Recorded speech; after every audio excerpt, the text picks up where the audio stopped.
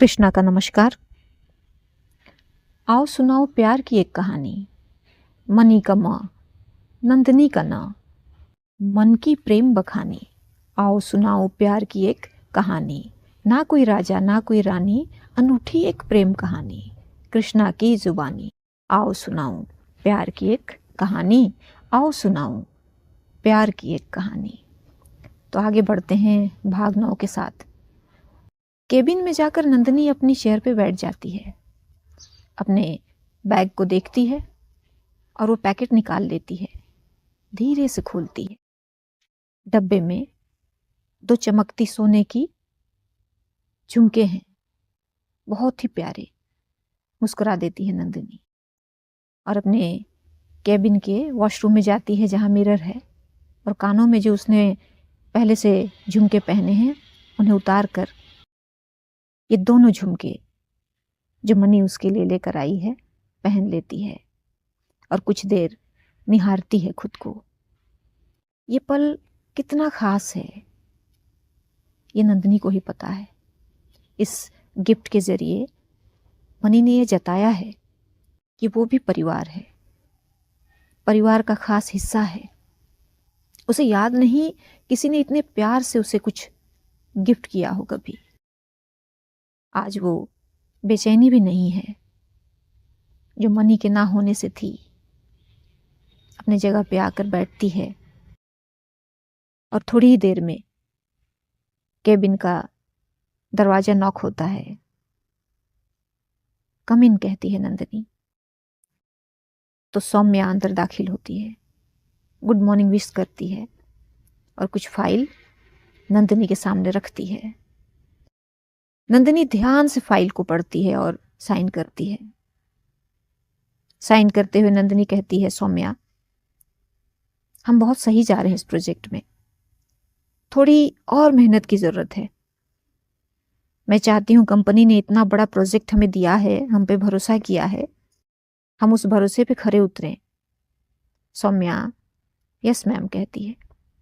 फिर नंदिनी कहती है, सौम्या लंच के बाद हमारी टीम की एक मीटिंग रखो, मैंने मार्केट स्टडी करके कुछ पॉइंट आउट किए हैं, टीम से मैं वो डिस्कस करना चाहती हूँ। सौम्या ओके मैम, मैं अभी जाकर सबको इन्फॉर्म कर देती हूँ कहती है। लंच के बाद मीटिंग रूम में नंदनी की टीम उसका वेट कर रही है। थोड़ी देर में नंदनी अपने केबिन से निकल मीटिंग रूम की ओर चल देती है। जाते जाते रास्ते में मुरारी लाल जी और नंदनी का सामना होता है। नंदनी बहुत ही विनम्रता से उन्हें नमस्ते चाचा जी कहती है। मुरारी लाल जी बहुत ही प्यार से नंदनी को खुश रहो बेटा कहते हैं और नंदनी आगे बढ़ जाती है। मुरारी लाल जी पीछे से बहुत ही स्नेह से उसे जाते हुए देखते हैं और मुस्कुरा देते हैं और राज के केबिन की ओर बढ़ जाते हैं। राज के केबिन का दरवाज़ा नॉक करते हैं, राज अंदर बुलाते हैं। जाकर राज के सामने बैठ जाते हैं मुरारी लाल जी।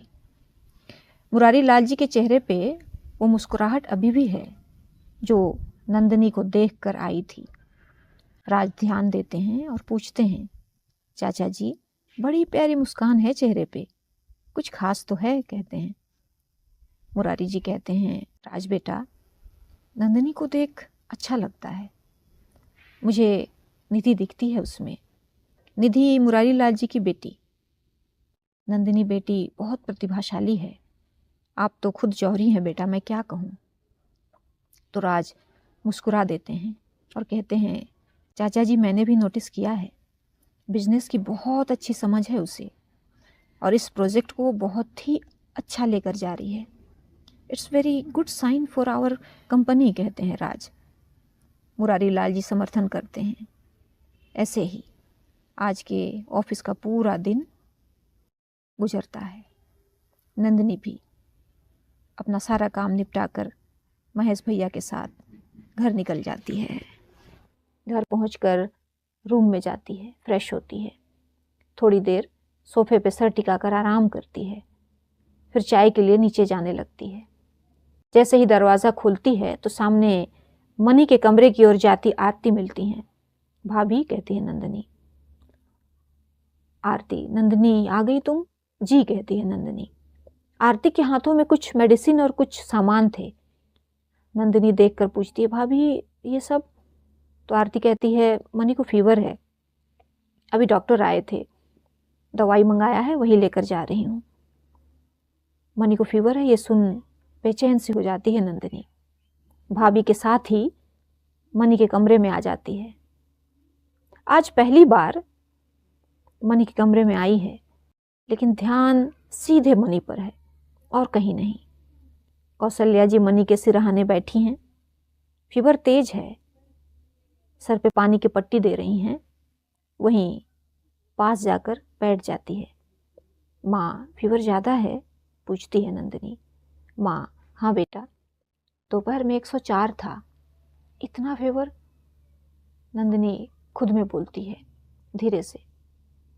मनी के हाथ को छूती है, बहुत गर्म है। समझती है अभी भी काफ़ी फीवर है। आरती पास जाकर मनी को जगाती है। मनी उठो, दवाई ले लो। मनी चुपचाप लेटी है। आरती फिर से सर को सहलाते हुए कहती, उठो बच्चा, दवा लोगे तभी तो फीवर डाउन होगा। मनी धीरे से आंखें खोलती है। आरती थोड़ा सहारा देती है, थोड़ा सा तकिए का सहारा, और मुंह में दवाई रख देती है, पानी पिलाती है। मनी एक बार आंखें खोल ठीक से देखती है, सामने नंदिनी भी है, फिर आंखें बंद करके लेट जाती है। ऐसे ही डिनर का टाइम हो जाता है। दवा लेने के बाद फीवर थोड़ा डाउन हुआ है। आरती नीचे है। नंदिनी कौशल्या जी से कहती है, माँ आप जाकर डिनर कर लें, मैं हूँ यहाँ। तो कौशल्या जी कहती, नंदिनी तुम जाकर डिनर कर लो, फिर मैं कर लूँगी। नंदिनी कहती, माँ आप डिनर करके आइए, फिर मैं चली जाऊँगी। तब तक तपन भैया मनी का डिनर ऊपर ही ले आए। नंदिनी खाना टेबल पर रखने को बोलती है और मनी को जगाती है। मनी उठो, डिनर कर लो कहती हैं। शायद नींद में है। मनी पास जाकर धीरे से सर पे हाथ रखती है, बालों में उंगली फेरने लगती है और बहुत ध्यान से एकटक मनी के चेहरे को निहारने लगती है। फीवर की वजह से चेहरा रेड दिख रहा है, थकान भी दिख रही है। मनी को ऐसे देखना बिल्कुल अच्छा नहीं लग रहा नंदिनी को। फिर मनी को आवाज़ देती है, मनी। मनी इस बार धीरे से कहती है। उठो, डिनर कर लो कहती है नंदिनी। नंदिनी की आवाज़ सुन मनी धीरे से आंखें खोलती है, नंदिनी को देखती है। नंदिनी फिर कहती है, डिनर कर लो। मनी धीरे से, भूख नहीं लगी कहती है। तो नंदिनी, थोड़ा खा लो, दवाई लेनी है। सहारा देकर तकिए का टेक दे मनी को उठाती है। फिर मनी खुद ही सहारा लेकर बैठ जाती है। खाना प्लेट में लेकर खुद एक कौर मनी की ओर बढ़ा देती है। मनी उसे देखते हुए मुंह खोल देती है। ऐसे ही 2-3 कौर खाती है और बस और नहीं कहती है। नंदिनी एक और पास ले आती है, बस और एक कहती है। मनी खा लेती है। 2 घूंट पानी पिलाकर हाथ में गिलास थमा देती है। उसके होठों को अपने दुपट्टे को से पोंछ भी देती है। ये सब वो बहाव में कर जाती है, कुछ सोचती नहीं। मनी फिर दवा लेकर लेटती है। तब तक रूम में माँ और राज आ जाते हैं। राज पास बैठकर मनी के सर पे हाथ रख देते हैं। मनी देखती है उनको, अपने भैया को। दर्द है सर में? पूछते हैं राज। मनी हाँ कह देती है। सर को धीरे धीरे दबाने लगते हैं राज। कौशल्या जी नंदिनी से कहती हैं, नंदिनी तुम डिनर कर लो बेटा। जी कहते हुए नंदिनी चले जाती है। डिनर करके नंदिनी और आरती साथ ही कमरे में आते हैं। कौशल्या जी मैं ही रुकती हूँ कहती हैं, आज मनी के पास।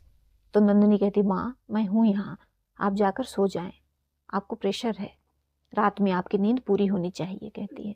भाभी आप मुझे मेडिसिन बता दें कैसे देना है, रात में ज़रूरत पड़ी तो मैं आपको कॉल कर दूंगी। सब नंदिनी की बात से सहमत होते हैं। आरती अभी की दवाई खिला देती है मनी को और दोबारा बुखार तेज हो तो कौन सी दवा देनी है बताकर सब अपने अपने कमरे में चले जाते हैं। नंदिनी फिर मनी के पास आकर बैठ जाती है, माथा छोकर देखती है, बुखार नहीं है। वहीं चेयर पर पीछे टिक कर बैठ जाती है और मनी को देखते देखते आंख लग जाती है। अचानक आंख खुलती है रात के 12 बजे के आसपास। उठते ही मनी को देखती है, सो रही है मनी। पास जाकर माथा छूती है, फिर माथा तप रहा है। थर्मामीटर लगाती है, देखती है, फिर हाई फीवर 1.3 क्रॉस कर गया है। फीवर की दवा निकालती है, मनी को जगाती है। मनी उठो, दवाई लो। प्रयास करना पड़ता है नंदिनी को इस बार मनी को जगाने के लिए। उठाकर सहारा देकर दवा देती है और सिरहाने बैठ पानी की पट्टी देने लगती है। ऐसे ही आंखों में सुबह के 4 बज जाते हैं। इस बीच नंदिनी कई बार फीवर चेक कर चुकी है। अभी फीवर उतर गया है। वहीं चेयर में बैठकर मनी का हाथ पकड़ लेती है और बिस्तर पर चेयर में बैठे बैठे टिक जाती है। आंख लग जाती है नंदिनी की। सुबह के 5 बजे के आसपास कौशल्या जी कमरे में आती हैं।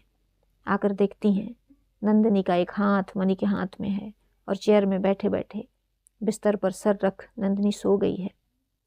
बगल से जाकर बिस्तर में बैठ जाती हैं। थोड़ी देर चुप बैठी रहती हैं, बस देखती हैं दोनों को और मनी के हाथों में नंदिनी के हाथ को। मनी के तबीयत को लेकर चिंतित कौशल्या जी को ये दृश्य सुकून दे रहा था। दोनों को देख मुस्कुरा देती हैं कौशल्या जी। मनी के माथे को छूती हैं, फीवर नहीं है। फिर नंदिनी को धीरे से आवाज देती हैं, नंदिनी। पहली बार सुनती नहीं नंदिनी। झुककर नंदिनी के कंधे को छूती हैं। नंदिनी तुरंत उठ जाती है। सामने कौशल्या जी को देख पहले झटके से अपना हाथ मनी के हाथों से हटाती है।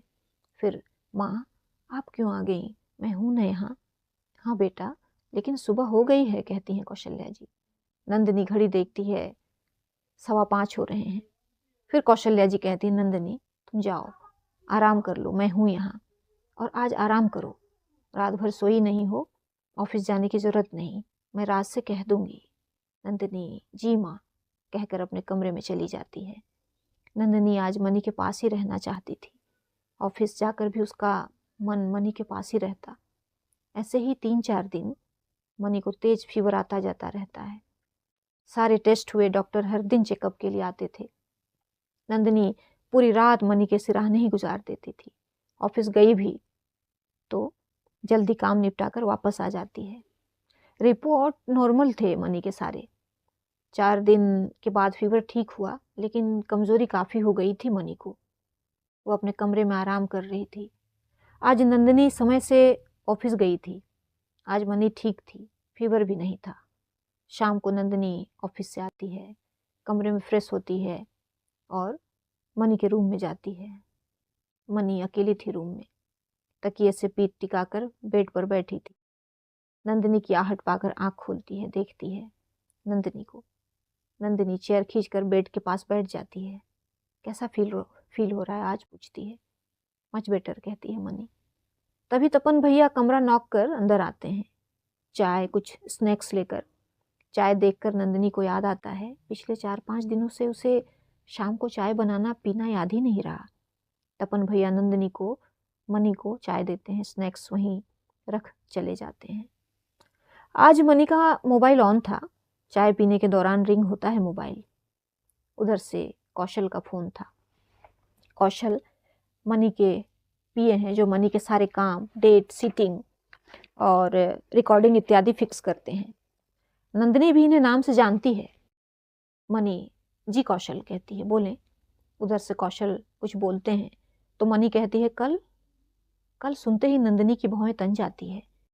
लगभग घूरने के अंदाज में बोल ही जाती है, कल कल नहीं, कहीं जाने की जरूरत नहीं, अभी आराम करो कुछ दिन। पता नहीं किस हक से बोल गई नंदिनी। हालांकि बोलकर कुछ पल रुक भी गई। ये क्या कह गई वो? मनी कौशल से बात करते हुए, कौशल कोई भी सीटिंग या मीटिंग ना रखें अभी 2-3 दिन। उधर कौशल जी कहते हुए फ़ोन कट कर देते हैं। नंदिनी झिझकते हुए जैसे सफाई दे रही हो, अभी कुछ दिन आराम करना चाहिए, कहती है और फिर बैठ नहीं पाती वहाँ। मैं भाभी के पास जा रही हूँ, कहते हुए चाय की कप पकड़े हुए ही रूम से निकल जाती है। मनी उसे जाते देख रही है, लेकिन उसे अच्छा लगा था नंदिनी का ऐसे अधिकार से कुछ कहना।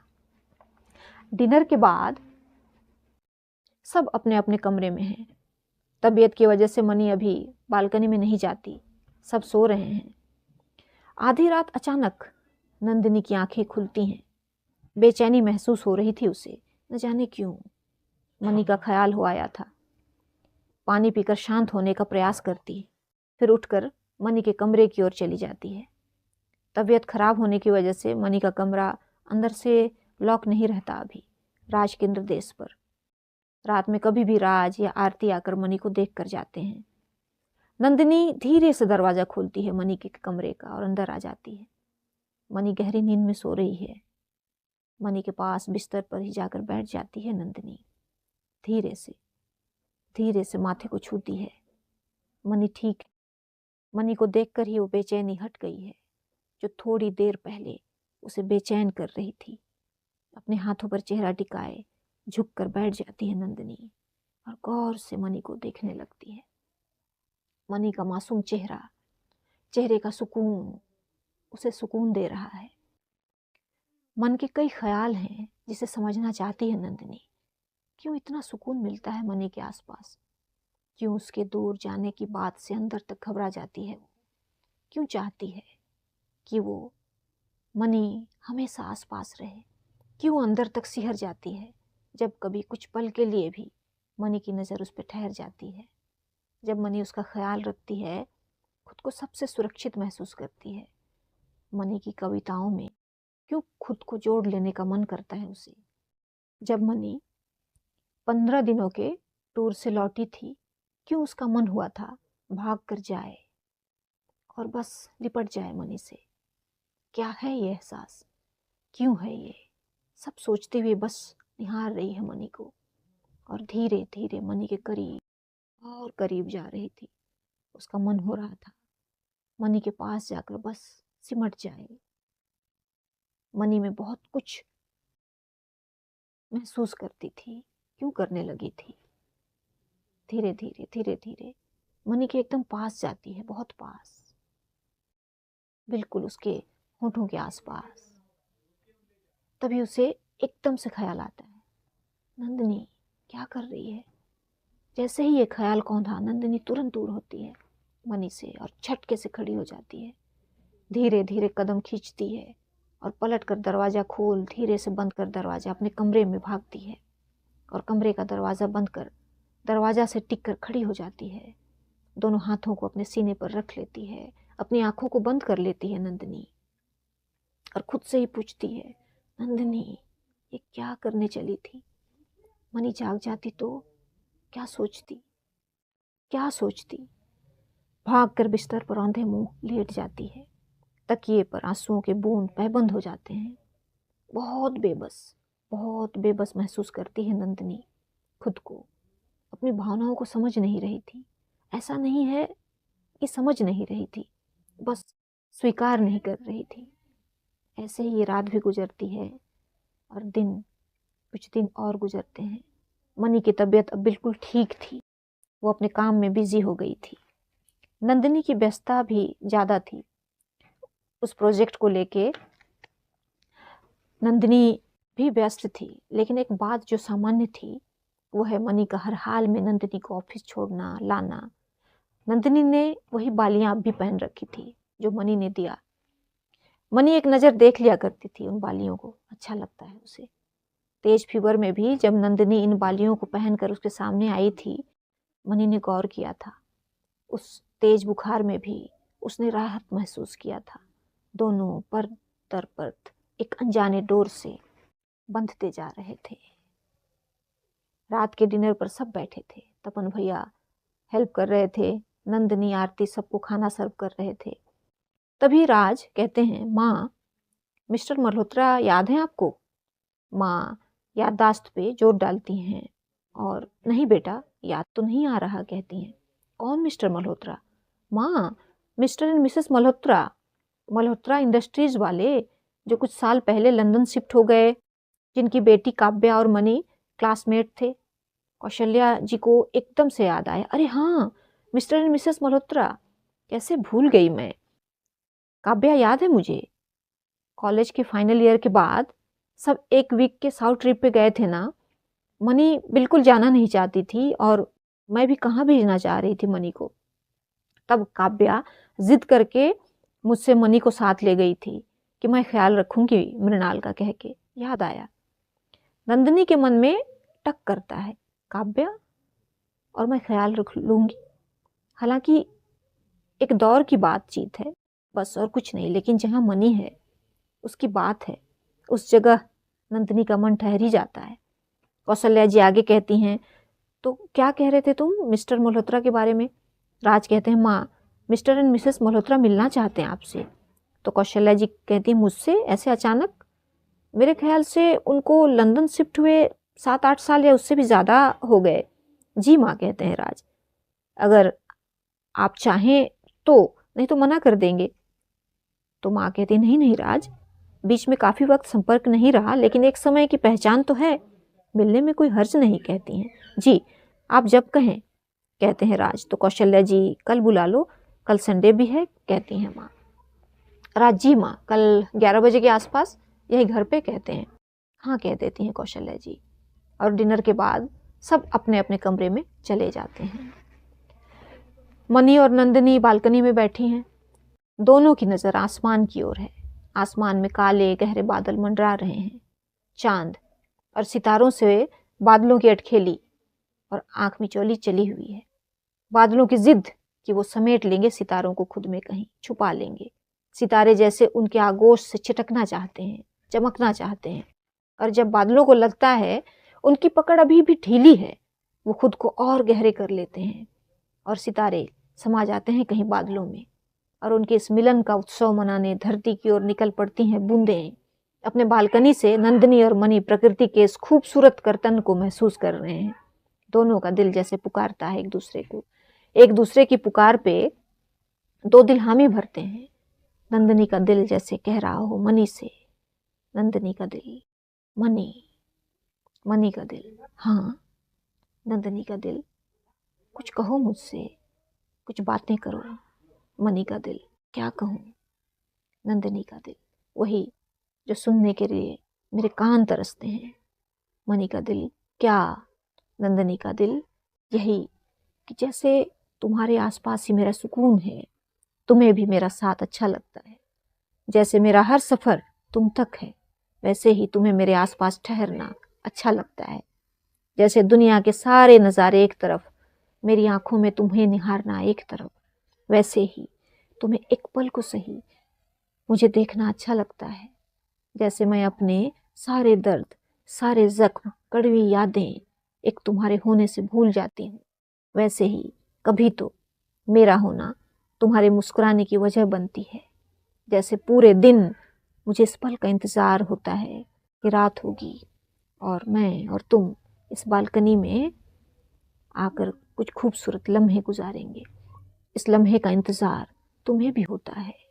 जैसे मैं तुम्हारी आंखों में कहीं किसी कोने में सही अपना वजूद तलाशती हूँ, वैसे ही मेरा होना तुम्हारे लिए भी एक, जैसे मैं तुम्हें खोने से डरती हूँ, मेरा दूर जाना तुम्हें भी खलता है। बोलो ना मनी, बोलो ना। मनी का दिल, हमें कहाँ बोलना आता है नंदिनी, हमें तो बस लिखना आता है। तुम समझ लो ना हमारी चुप्पियों को, हमारी आंखों को। बहुत कुछ है तुम्हारे लिए यहाँ, सिर्फ और सिर्फ तुम्हारे लिए। अगर हम कह नहीं पाए तो क्या समझोगी तुम नंदिनी, क्या समझोगी? और फिर दोनों एक साथ एक दूसरे को देखते हैं, जैसे एक दूसरे के कानों में सरगोशी हो एक दूसरे के दिल की गुफ्तगू की। तभी आसमान बरस पड़ता है, झमझम बारिश की कुछ छींटें दोनों को छूती हैं। तभी मनी कहती है अपने चेयर से उठते हुए, नंदिनी कमरे में चलते हैं वरना भीग जाएंगे। नंदिनी कहती है। दोनों अपने अपने कमरे में चले जाते हैं। वैसे भीग तो गए ही हैं दोनों, एक दूसरे के एहसास से, एक दूसरे के ख्यालों को पलकों में जब्त कर दोनों कमरे में जाकर अपने अपने बिस्तर में सो जाते हैं। कहानी कैसी लग रही है ज़रूर बताएं। तब तक, जब तक कि अगला भाग ना आए, शुभ विदा।